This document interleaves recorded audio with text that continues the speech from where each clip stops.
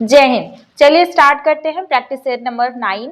तो ये जो क्वेश्चन है ये आपके ही एग्जाम में आया हुआ है, आरआरबी एनटीपीसी में ही पूछा गया है ग्रेजुएट लेवल में। ठीक है, तो चलिए स्टार्ट करते हैं। सबसे पहला प्रश्न क्या है कि साइन 15 का मान बताना है। देखिए साइन 15 का मान निकालते कैसे हैं, आपको बेसिक मेथड पता होना चाहिए, क्योंकि एग्जाम में जब कभी आप वैल्यू रट के जाते हो तो कभी कभी स्किप हो जाता है, तो कम से कम आप इसका बेसिक मेथड तो जानिए कि ये कैसे बनता है। देखिए साइन 15 डिग्री को आप कैसे लिख सकते हो। साइन 15 को लिख सकते हो 45 माइनस 30, क्योंकि अगर आप 45 में से 30 निकालेंगे तो 15 डिग्री ही आएगा। ठीक है, अब ये क्या बन गया, ये बन गया साइन ए माइनस बी, ए माइनस बी बन गया ना। अब साइन ए माइनस बी का जो फॉर्मूला होता है वो क्या होता है, रट लीजिए इसको, साइन ए कॉस बी, अब यहाँ माइनस है, minus sine B cos A. ठीक है, तो अब यहाँ पे 45 को हम a मान लेते हैं और 30 को हम b मान लेते हैं, तो a और b की जगह वैल्यू रख देंगे। ठीक है, तो साइन a की जगह क्या रखेंगे 45 पॉइंट, साइन b की जगह कॉस कॉस b की जगह क्या रखेंगे कॉस 30। ठीक है, कॉस 30 हो गया, माइनस साइन b की जगह 30, फिर कॉस a की जगह 45। ठीक है, अब साइन 45 की वैल्यू रटी होनी चाहिए, साइन 45 की वैल्यू होती है 1/√2। अब यहाँ पे मल्टीप्लाई है, कॉस 30 की वैल्यू होती है √3/2, माइनस साइन 30 की वैल्यू होती है 1/2। ठीक है, अब यहाँ पे कॉस 45 की वैल्यू होती है 1/√2। अब यहाँ पे ये देखिए ये क्या है, ये बेस क्या है, कॉमन है ना, तो आप बेस क्या करिए कॉमन ले लीजिए। अब देखिए √3 हो जाएगा, अब उसके बाद -1 का मल्टीप्लाई 1, तो क्या आ जाएगा आपका साइन 15 की वैल्यू आ जाएगी। साइन 15 की वैल्यू ये आ गई। अब देखिए साइन 15 की वैल्यू क्या आ गई, यहाँ पे 2। ठीक है, हमने 2 नहीं लिखा था, 2, तो कौन सा ऑप्शन करेक्ट हो जाएगा, ऑप्शन नंबर करेक्ट हो जाएगा बी। ठीक है, तो इस तरह से आपको क्या करना है, बेसिक मेथड याद करके रखना है। वैसे तो बहुत सारे लोग आपको रटाएंगे कि यहाँ पे आप क्या मानिए 15 मान लीजिए। ठीक है, फिर 15 का उल्टा 75 होता है, तो अगर कॉस देखिए साइन 15 की वैल्यू पूछे तो ऐसे, और साइन 75 की वैल्यू पूछे तो आप क्या करिएगा उसका उल्टा कर दीजिएगा ना। अब यहाँ पे देखिए √3 - 1 परपेंडिकुलर अपॉन हाइपोटेन्यूज होता है ना, तो उस √3 + 1। ठीक है, अब इसी तरह से tan 15 का भी, cos 15 का भी, sin 75 का भी, सब का वैल्यू आप निकाल सकते हो ना। तो ये आप रेट भी सकते हो, आपके एग्जाम में यूजफुल होगा अगर आपको याद रहे तो, ना याद रहे तो ये मेथड अप्लाई कर लेना। ठीक है, चलिए आगे बढ़ते हैं। किसी वस्तु को इसके मूल विक्रय मूल्य के 2/5 पर बेचने पर मानव को 27% की हानि होती है। यदि वह इसे मूल विक्रय मूल्य के 84% पे बेचता है तो लाभ प्रश्न ज्ञात करना है, तो कौन सा होगा। अब यहाँ पे देखिए, यहाँ पे क्या कह रहे हैं, क्वेश्चन की कंडीशन को देखते हैं। मूल विक्रय मूल्य के 2/5, देखिए मूल जो सेलिंग प्राइस रही होगी ये ओरिजिनल सेलिंग प्राइस रही होगी, और बेच कितने रहा है तो वो नया सेलिंग प्राइस हो जाएगा, न्यू सेलिंग प्राइस। ठीक है, तो क्या कह रहा है 2/5 पर बेचने पर, तो 5 पहले रहा होगा और उसमें से 2 हिस्से पे बेचने पर, तो नया जो सेलिंग प्राइस आएगा 2 यूनिट का आएगा, और जो मूल सेलिंग प्राइस होगा वो 5 यूनिट होगा। ठीक है, अब क्या कह रहा है, मानव को क्या हो रहा है 27% की हानि हो रही है। जब कॉस्ट प्राइस हम मान लेते हैं 100% है, तो उसमें अगर 27% की हानि हो रही है तो जो सेलिंग प्राइस आएगा वो कितना आ जाएगा, 100% - 27 कितना आ जाएगा, ये 73% आ जाएगा सेलिंग प्राइस। तो ये सेलिंग प्राइस क्या है, ये सेलिंग प्राइस नया वाला सेलिंग प्राइस है। ठीक है, तो इसका मतलब 2 यूनिट बराबर क्या आ जाएगा, 2 यूनिट बराबर आ जाएगा 73% के। ठीक, तो अब 1 यूनिट बराबर क्या आ जाएगा 73/2% के। ठीक, अब मूल सेलिंग प्राइस हम इसलिए यहाँ पे मूल वाला निकालेंगे क्योंकि यहाँ आगे क्वेश्चन में क्या कह रहा है, यदि वह इसे मूल विक्रय मूल्य के, तो पहले हमें मूल विक्रय मूल्य पता होना चाहिए, तो हम मूल विक्रय मूल्य को पता करेंगे। तो मूल विक्रय मूल्य क्या है, 5 यूनिट है, तो 5 यूनिट बराबर क्या हो जाएगा, 5 यूनिट बराबर हो जाएगा 73/2 मल्टीप्लाई 5%। ठीक, तो ये हो जाएगा, ये क्या आ गया, ये हमारा आ गया मूल सेलिंग प्राइस। ठीक, तो मूल सेलिंग प्राइस के 84% पर बेचता है ना।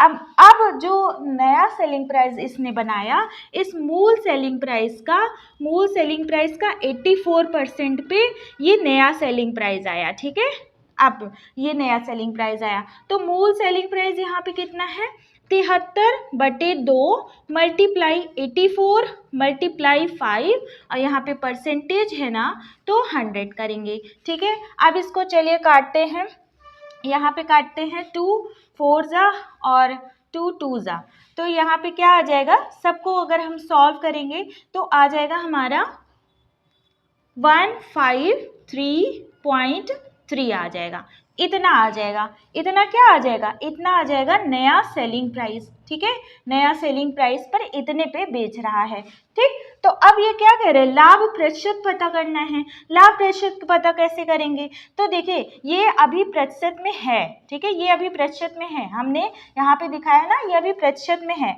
तो इतना प्रतिशत, देखिए 173, यहाँ पे 173 क्या हो गया, सेलिंग प्राइस हो गया, और कॉस्ट प्राइस 100% हो गया, तो 100% माइनस कर देंगे तो कितना आ जाएगा, 73% आ जाएगा, 73.3% क्या आ जाएगा, लाभ आ जाएगा, जो कि ऑप्शन नंबर बी क्या है आपका करेक्ट है। ठीक है, चलिए आगे बढ़ते हैं। आई होप कि ये क्वेश्चन आपको समझ में आया होगा, मैंने बहुत अच्छे से डीपली एक्सप्लेन किया है।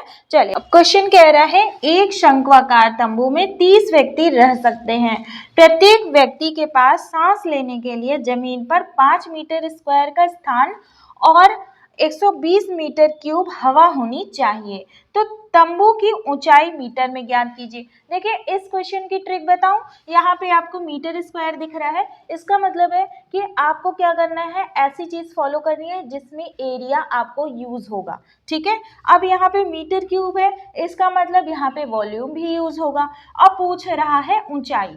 ठीक, तो तंबू कैसे होता है, तंबू ऐसे होता है ना। ठीक है, तंबू ऐसे होता है, तो ये जो बेस का एरिया है, बेस के एरिया, देखिए बेस का एरिया तो यहाँ पे माना जाएगा ना, उसके बाद और बेस के एरिया में अगर ऊंचाई मल्टीप्लाई कर देंगे तो क्या आ जाएगा, पूरे तंबू का वॉल्यूम आ जाएगा। वॉल्यूम कैसे आएगा, यहाँ पे देखिए 1/3 मल्टीप्लाई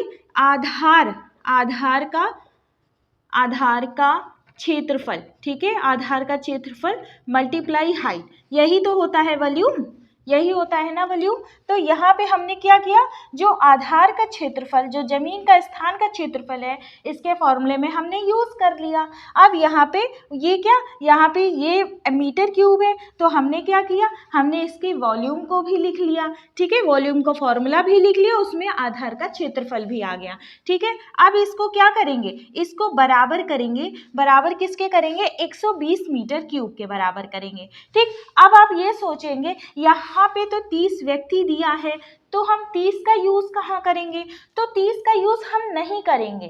क्यों नहीं करेंगे, क्योंकि यहाँ पे देखिए 30 व्यक्ति, इधर देखिए एक व्यक्ति का क्या हो रहा है, एक व्यक्ति का 5 मीटर स्क्वायर हो रहा है ना, एक व्यक्ति का जो आधार का क्षेत्रफल है वो 5 मीटर स्क्वायर है, 30 व्यक्ति का हो जाएगा 30 गुणे 5 मीटर स्क्वायर आधार का क्षेत्रफल ना। और उसके बाद यहाँ पे हवा जो है यहाँ पे कितनी है, हवा यहाँ पे 120 मीटर क्यूब है, तो 120 मीटर क्यूब वॉल्यूम है, एक व्यक्ति का 120 मीटर क्यूब वॉल्यूम, तो 30 व्यक्ति का क्या हो जाएगा, 30 गुणे 120 मीटर वॉल्यूम। ठीक है, हो जाएगा ना। तो लेकिन अब यहाँ से जब इधर हम लिखेंगे तो इधर से इधर तो कैंसिल हो जाएगा ना, कोई मतलब तो बनेगा नहीं एक्स्ट्रा लिखने का, इसलिए हम नहीं लिखेंगे, 30 की वैल्यू हम नहीं लिखेंगे। ठीक है, 1/3 और यहाँ पे आधार के क्षेत्रफल में सिर्फ और सिर्फ हम 5 लिखेंगे। ठीक, मल्टीप्लाई h बराबर कितना हो जाएगा, 120 हो जाएगा। अब यहाँ पे 5 2 जा 5 4 जा, तो h बराबर कितना आ जाएगा, h बराबर आ जाएगा 72 मीटर आ जाएगा। ठीक है, ऑप्शन नंबर बी करेक्ट हो जाएगा। ठीक, तो यहाँ पे आधार के क्षेत्रफल में एक व्यक्ति का 5 मीटर स्क्वायर है, तो आप 30 मीटर स्क्वायर के हिसाब से अगर ऐसे लिखेंगे तो क्या मतलब बनेगा, कुछ मतलब बनेगा। 120 मल्टीप्लाई 30, तो 30 इधर कैंसिल हो जाएगा, इसलिए एक्स्ट्रा लिखने से आपको क्या करना है, बचना है। ठीक, चलिए आगे बढ़ते हैं। एक हवाई जहाज में 500 यात्रियों को ले जाया जा रहा है। ठीक है, तो जिसमें 45% क्या है, पुरुष हैं और 20% बच्चे हैं। ठीक, तो न्यूनतम पदों में पुरुष, महिला और बच्चों का क्या करना है, अनुपात पता करना है। पुरुष तो सबसे पहले हम मेन, और क्या है यहाँ पे वुमेन, और किसका पता करना है, बच्चों का मतलब चाइल्ड का। तो ये अनुपात पता करना है। पुरुष कितने हैं, देखिए कोई चीज़ें होती है ना कि क्वेश्चन में एक्स्ट्रा दे दी जाती है, उसे हमें नहीं सॉल्व करना होता है। जैसे यहाँ पे ये एक्स्ट्रा दे दिया है, हमें नहीं सॉल्व करना। हमें जब यहाँ परसेंटेज से ही पता चल जा रहा है, अनुपात पता चल जाएगा, तो हम ये इस चीज़ को क्यों यूज़ करें, तो टाइम वेस्ट होगा ना, तो हमें सेव करना है टाइम। पुरुष का हो जाएगा 45%, और यहाँ पे देखिए बच्चे का दिया गया है, 20, तो 45 और 20 कितना होता है, 65 होता है। 100 में से 65 निकाल दीजिए, महिला का आ जाएगा, तो महिला का हो जाएगा 35। अब ये 5 9 जो हो जाएगा, अब ये 5 7 जो हो जाएगा, और ये 5 4 जो हो जाएगा। तो अनुपात क्या आ जाएगा, रेशियो आ जाएगा 9:7:4 आ जाएगा, जो कि ऑप्शन नंबर ए करेक्ट है। ठीक, देखिए अब ये क्वेश्चन दिया गया है, यदि x² - 4x + 1 = 0 है, तो x² + 1/x² का वैल्यू क्या होगा। अब यहाँ पे हम एक चीज़ आपको दिखाएं, अगर हम ये देखिए ये 1/x में है ना, तो हम यहाँ पे एक ऐसी चीज़ करेंगे कि ये भी 1/x के फॉर्म में आ जाए। ठीक है, तो हम क्या करेंगे, सबको x से डिवाइड कर देंगे, तो ये वाला टर्म क्या हो जाएगा, ये वाला टर्म x हो जाएगा, ये वाला टर्म 4 हो जाएगा, प्लस ये वाला टर्म क्या हो जाएगा, 1/x हो जाएगा। ठीक, तो x + 1/x = अगर इधर 4 है तो इधर जाएगा तो इतना हो जाएगा। अब क्या करेंगे, इसका होल स्क्वायर कर देंगे, सिंपल। तो x² + 1/x²,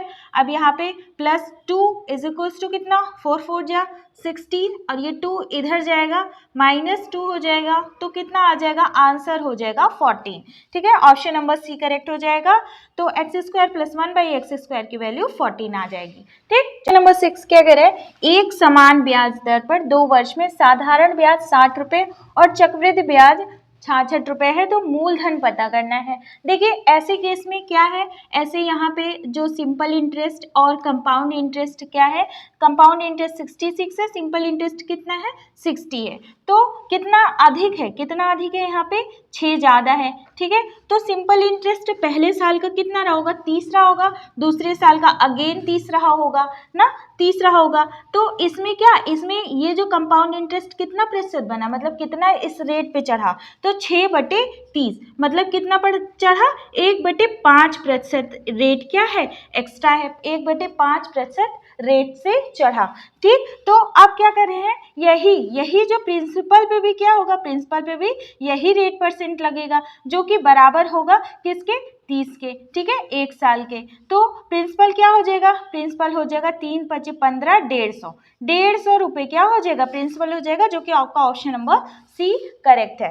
तो यहाँ पे जिसको नहीं समझ में आ रहा है वो मैं बता दूं, जैसे यहाँ पे 6% एक्स्ट्रा आ रहा है, 6% एक्स्ट्रा आ रहा है, तो वो किस पे आएगा, वो इसी पे तो आएगा, मूलधन हो जाएगा ना उसके लिए, तो उस पे जब आएगा तो वो रेट परसेंट बन जाएगा। ठीक है, चलिए आगे बढ़ते हैं। देखिए फ्रेंड्स, ये क्वेश्चंस का एक अलग मेथड है, मैं उसको अच्छे से एक्सप्लेन करती हूँ। देखिए यहाँ पे अगर साधारण ब्याज दिया गया है, तो साधारण ब्याज पहले साल का 30 रहा होगा, दूसरे साल का 30 रहा होगा। ठीक है, और ये जो चक्रवृद्धि ब्याज है वो कैसे गिना जाता है, वो पहले साल का यहाँ 30 रहा होगा, दूसरे साल का 30 + 6 रहा होगा। ठीक है, तो ये जो ब्याज आया है, ये जो 6 आया है, वो किस पे आया होगा, इस ब्याज का भी ब्याज निकला होगा कि नहीं निकला होगा, तो 30 का रेट परसेंट निकला होगा, बराबर कितना हो जाएगा 6 के हो जाएगा, क्योंकि इस ब्याज का ब्याज। तो कितना हो जाएगा, ये इससे कैंसिल हो जाएगा। यहाँ पे जो रेट परसेंट आ जाएगा वो 20% आ गया। ठीक है, यहाँ से आपको रेट परसेंट पता चल जाएगा। जब यहाँ से आपको रेट परसेंट पता चल जाएगा तो आपको क्या करना है, यहाँ साधारण ब्याज वाले में रख देना है। तो साधारण ब्याज का फॉर्मूला आप क्या जानते हो, सिंपल इंटरेस्ट PRT अपॉन 100 जानते हो। ठीक है, तो सिंपल इंटरेस्ट कितना दिया गया है, 60 दिया गया है, मल्टीप्लाई 100 अपॉन कितना, अपॉन रेट में 20%। ठीक है, टाइम कितना है, 2 वर्ष का है, मल्टीप्लाई 2 बराबर क्या हो जाएगा, प्रिंसिपल हो जाएगा। आप इसको काटते हैं 2 3 जा हो जाएगा और यहाँ पे 15 हो जाएगा। मतलब प्रिंसिपल जो आपका मूलधन कितना हो जाएगा, 150 रुपये इस हिसाब से आ जाएगा, जो कि ऑप्शन नंबर आपका C करेक्ट हो जाएगा। तो मैंने इस तरह से आपको 2 मेथड बता दिए हैं, जो ईजी लगे, जो समझ में आए वो आप कर लीजिएगा। ठीक है, चलिए आगे बढ़ते हैं। यदि sine theta plus 1 by cosec theta is equals to 1 है, तो अगर थीटा का मान 0 से 90 तक के बीच में वेरी कर रहा है तो थीटा का मान पूछा है। तो इस तरह के क्वेश्चंस को आपको क्या करना है, सिर्फ और सिर्फ ऑप्शन से करना है। तो चलिए सबसे पहले आप अगर 60 डिग्री यहाँ पे लेते हैं तो 60 साइन 60 की वैल्यू क्या होगी, √3/2 हो जाएगी, प्लस अब इसका जो है 1/4 हो जाएगा, इसका उल्टा हो जाता है तो √3 और यहाँ पे 2। तो ये जो है मिला, जब आप सॉल्व करेंगे तो ये 1 के इक्वल तो नहीं आने वाला बिल्कुल किसी कीमत पे। अगर हम साइन 30 की वैल्यू लेते हैं तो यहाँ पे थीटा की वैल्यू अगर 30 लेते हैं तो साइन 30 की वैल्यू क्या आ जाएगी, साइन 30 की वैल्यू 1/2 आ जाएगी, प्लस अब यहाँ पे 1/4 तो है ही, कॉसेक 30 की वैल्यू होती है कॉसेक 30 की वैल्यू 2 होती है ना, इसका उल्टा होता है, इज इक्वल्स टू 1 तो आएगा ही, क्योंकि देखिए ये 1/2 प्लस 1/2 इज इक्वल्स टू 1 आ गया। ठीक है, तो कौन सा ऑप्शन करेक्ट हो जाएगा, ऑप्शन नंबर बी करेक्ट हो जाएगा। तो इसको आपको सिर्फ और सिर्फ यहाँ किससे करना था, आपको सिर्फ और सिर्फ ऑप्शन से करना था। ये क्विक मेथड है। चलिए आगे बढ़ते हैं। नंबर 8 है कि व्यंजक को सरल करना है। 2/3 प्लस 4/9 डिवाइड है ये, और ब्रैकेट में है 7/2 माइनस 5/6। तो सबसे पहले हम ब्रैकेट वाले को सॉल्व करते हैं। तो ब्रैकेट वाले को सॉल्व करने के लिए देखिए इसका मल्टीप्लाई करेंगे, 6 7 42 आ जाएगा, और यहाँ पे 5 2 10 आ जाएगा। तो कितना आ जाएगा, यहाँ पे आ जाएगा आपका 32। मतलब ऊपर आपका ऊपर की वैल्यू आ जाएगी 32 और नीचे की वैल्यू आ जाएगी 2 × 6। ठीक है, तो कितना आ जाएगा, 2 1 जा और 2 6 जा और 2 3 जा, उसके बाद 2 8 जा, तो कितना आ जाएगा 8/3 आ जाएगा इसका वैल्यू। जब 8/3 आ गया और इस डिवाइड को आपको क्या करना है, मल्टीप्लाई में बदलना है। तो इस डिवाइड को मल्टीप्लाई में बदलने के लिए आपको क्या करना है, इसको ऊपर कर देना है, 3 ऊपर कर हो जाएगा और 8 नीचे हो जाएगा, तो 4 हो जाएगा, और उसके बाद 2 हो जाएगा और 3 यहाँ पे हो जाएगा। ठीक, तो ये पूरा वैल्यू कितना आ जाएगा, ये वैल्यू आ जाएगा 1/6। ठीक है, 1/6 आ गया। ठीक है, 1/6 आ गया, मतलब यहाँ से यहाँ तक की वैल्यू आपकी आ जाएगी 1/6। 1/6 आ गई और 2/3 प्लस में आ जाएगा, फिर मल्टीप्लाई 2 कर देते हैं, ऊपर वाले इक्वल कर देते हैं, 2 2 4 हो जाएगा, 4/6 प्लस 1/6 आ जाएगा आपका 5/6 आंसर। ठीक है, तो यही आपका आंसर होगा। इसको इसी तरह से शॉर्ट वे में करते हैं। चलिए आगे बढ़ते हैं। देखिए क्वेश्चन नंबर 9 क्या कह रहा है, एक बारंबारता बंटन में एक वर्ग का माध्य दिया गया है 12 और उसका अंतर 6 दिया गया है, तो वर्ग की निचली सीमा पता करना है। अब देखिए माध्य का फॉर्मूला जिसको पता होगा वो कर लेगा। देखिए माध्य क्या होता है, माध्य होता है जो अपर लिमिट होती है प्लस जो लोअर लिमिट होती है। ठीक है, लोअर लिमिट होती है बटे 2। तो यहाँ पे क्या दिया गया, माध्य का मान दिया गया है 12। ठीक है, upper limit plus lower limit बटे 2 की जगह अगर हम यहाँ मल्टीप्लाई कर देंगे तो आ जाएगा 24। ये हो जाएगा इक्वेशन। ठीक, तो अब यहाँ पे अंतर दिया गया है, अपर लिमिट और लोअर लिमिट का अंतर दिया गया है 6, मतलब u माइनस एल कितना हो जाएगा, यहाँ पे 6 हो जाएगा। इसको हम सॉल्व कर लेते हैं, तो 2u बराबर कितना हो जाएगा 30 और u बराबर कितना हो जाएगा 15। हमें पूछा है निचली, तो जब हम निचली पता करेंगे तो इसमें वैल्यू रख देते हैं, तो लोअर लिमिट बराबर हो जाएगा 24 माइनस 15 कितना आ जाएगा, यहाँ पे 9 आ जाएगा। ठीक है, ऑप्शन नंबर बी करेक्ट हो जाएगा। ठीक, चलिए आगे बढ़ते हैं। क्वेश्चन नंबर 10 क्या कह रहे हैं, 12 फरवरी 2024 से 13 अप्रैल 2024 तक की अवधि के लिए 5.25% प्रति वर्ष की दर पर 4,000 रुपये पर साधारण ब्याज ज्ञात करना है। तो साधारण ब्याज का आपको पता ही है, सिंपल इंटरेस्ट बराबर होता है PRT अपॉन 100 ना। अब इसमें आपको रेट प्रतिशत भी पता है और ये मूलधन भी पता है। अब यहाँ पे ये जो टाइम है इसी का आपको सॉल्व करना है।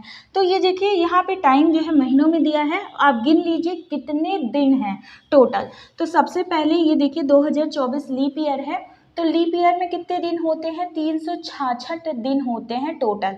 तो यहाँ पे कितने दिन 12 फरवरी से लेकर के 13 अप्रैल तक कितने दिन आ रहे हैं, तो कैसे काउंट होगा। देखिए फरवरी में कितने दिन होंगे, लीप ईयर है तो 29 डेज होंगे ना, और माइनस कितना हो जाएगा 12, कितना आ जाएगा 7 और यहाँ पे 1, तो 17 डेज तो फरवरी के हो गए, फरवरी के काउंट हो गए।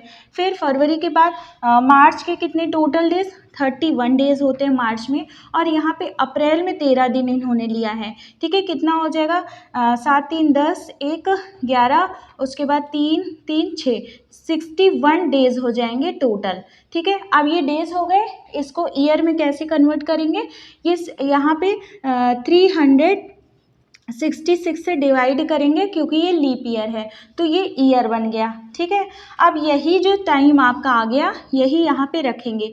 तो प्रिंसिपल कितना है 4000 है, मल्टीप्लाई रेट कितना है आपका 5.25% को जब आप सॉल्व करते हैं तो क्या आता है 5 + 25/100।